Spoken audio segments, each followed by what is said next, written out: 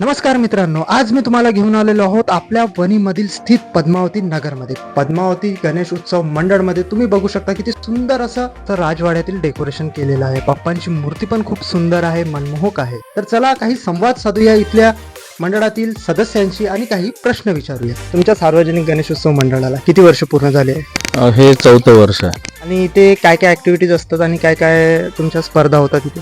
आम्ही 2021 पासून गणेश मंडळाची स्थापना केली आणि 2021 म्हणजे कोरोनाचं वर्ष होतं.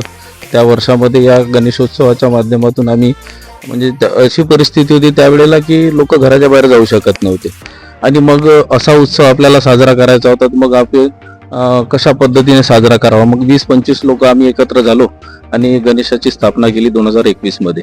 नंतर मग भव्य स्वरूपामध्ये 2022 मध्ये आम्ही पूर्ण वणीमधून प्रथम पारितोषिक आम्हाला मिळालं आणि त्यानंतर 2023 सुद्धा आम्ही मागच्या वर्षी चांगला देखावा दाखवला होता आमच्या पद्मावती गणेशोत्सव मंडळाच्या वतीने. आणि दरवर्षी आम्ही रक्तदान शिबिर आयोजित करतो. असेच परत सामाजिक पूरक असे विविध आम्ही उपक्रम राबवत असतो.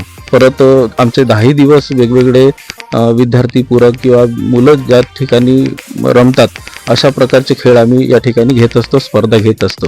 त्या चित्रकला स्पर्धा असो, रांगोळी स्पर्धा असो किंवा काय म्हणतो लिंबू चमच स्पर्धा असो, दहीहंडी स्पर्धा असो, अशा विविध स्पर्धा आम्ही घेत असतो.